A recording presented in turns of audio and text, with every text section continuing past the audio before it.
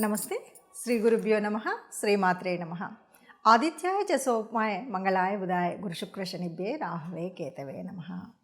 శ్రీమాత శ్రీ మహారాజ్ఞి శ్రీమత్ సింహాసనేశ్వరి చిదగ్నిగుండ సంభూత దేవకార్య సముద్యత. అందరికీ నమస్కారం. ప్రతి మాసంలాగానే మరి ఈ మాసం అంటే జనవరి 2025 ఫిబ్రవరి మాసం గాను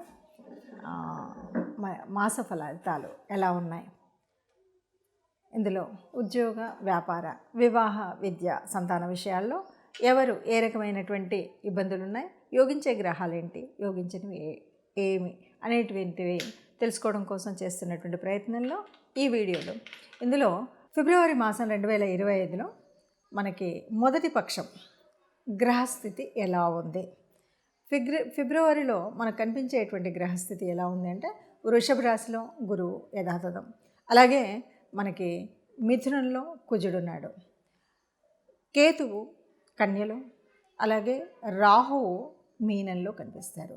ఇక మరి కుంభంలో మనకి అంటే మకరంలో రవి బుధుడు ఉన్నారు.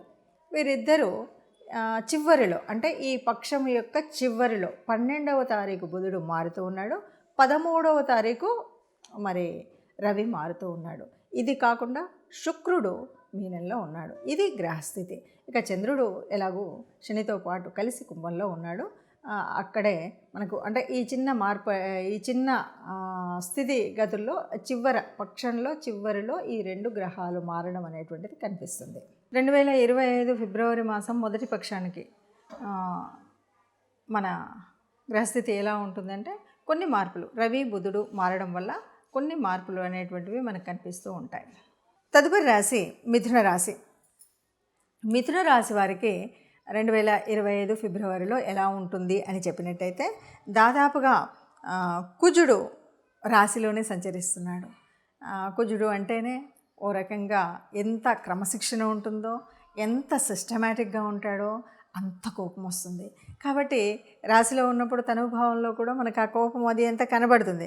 కాబట్టి మనకు ఇంట బయట శత్రువులుగా మారేటువంటి అవకాశం ఎక్కువ ఉంటుంది. ఎప్పుడైనా సరే ఎంత మంచి వాళ్ళైనా, ఎంత సహనంగా ఉన్నా, ఎంత ఓర్పుగా ఉన్నా మనకు ఊరికే కోపం వచ్చిందనుకో, పక్కవాడు కాదు మన ఇంట్లో ఉన్నటువంటి అమ్మ అవనివ్వండి, ఇల్లాలు అవనివ్వండి, లేకపోతే భర్త అవనివ్వండి, ఊరికే మనకు కోపం వచ్చిందంటే ఎవరు తట్టుకోరు. కాబట్టి ఏం చేయాలి, శత్రువులుగా మారకుండా, అంటే ఇంటివారు కూడా శత్రువులు అయ్యే అవకాశం ఉంది.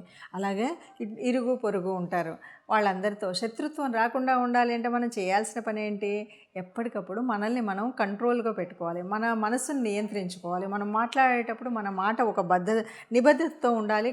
అంటే అవసరానికి మించింది ఎక్కువగా మాట్లాడకుండా ఉన్నట్టయితే శత్రువులు అనేటువంటిది ఉండకుండా ఉంటారు. దానివల్ల మనకు కష్టాలు ఉండవు.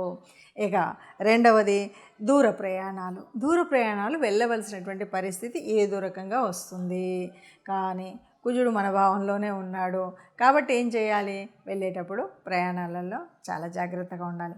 సరేలే మనం ఏదో వెళ్తున్నాం తొందరగా వెళ్ళాలని అతి స్పీడ్ కానీ, లేదు అంటే మా బండి కొత్తదేలే అని అప్రమత్తంగా కానీ, అంటే ఎట్లా వెళితే అక్కడ సడన్ మన బ్రేక్ పడుతుంది అనేటువంటి వాళ్ళు చాలామంది ఉంటారు కదా. అలా కాకుండా తగు జాగ్రత్తలో ప్రయాణం చేసినట్టయితే ప్రయాణాలలో ఇబ్బందులు అనేటువంటివి రావు.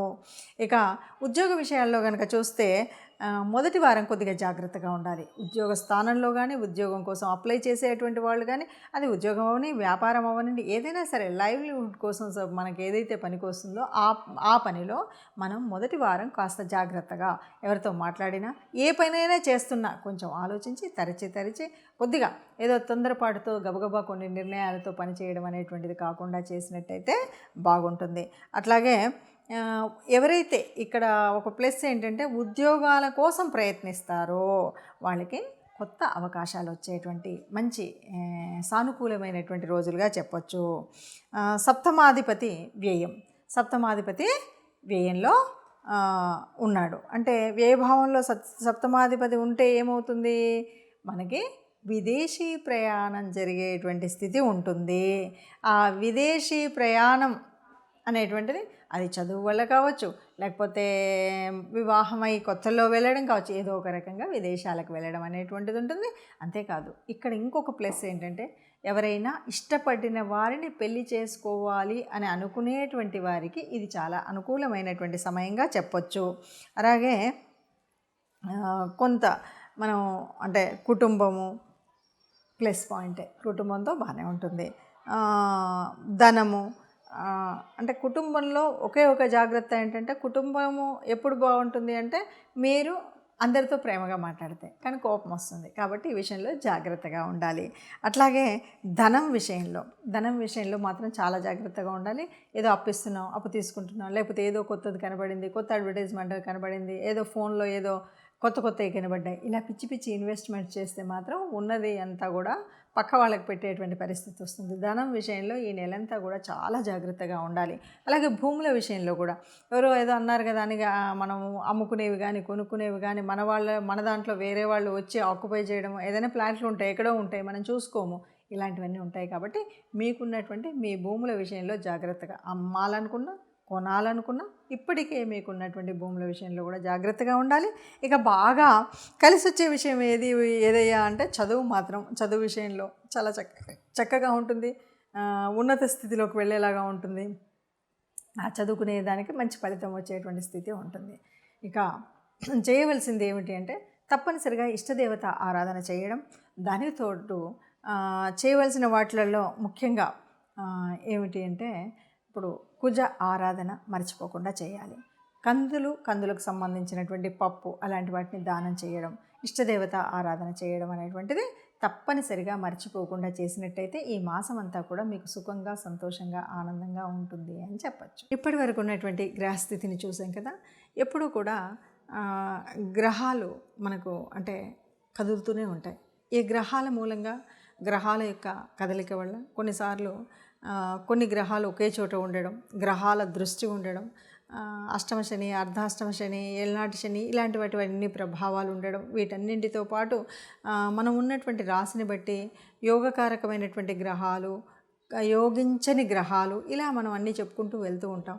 దీని మూలంగా కొన్ని రకాలైనటువంటి ఇబ్బందులు, కష్టాలు, సుఖాలు, జీవితం అంటేనే కష్ట సుఖాలని చెప్తూ ఉంటాం.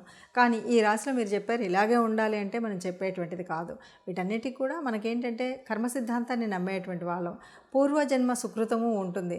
దీనివల్ల మనకేంటంటే మనం పుట్టినప్పుడే మన యొక్క జాతకంలో, జన్మ కుండలిలో కొన్ని గ్రహాలు చక్కగా ఏ స్థానాల్లో ఉండాలో అక్కడ ఉంటాయి.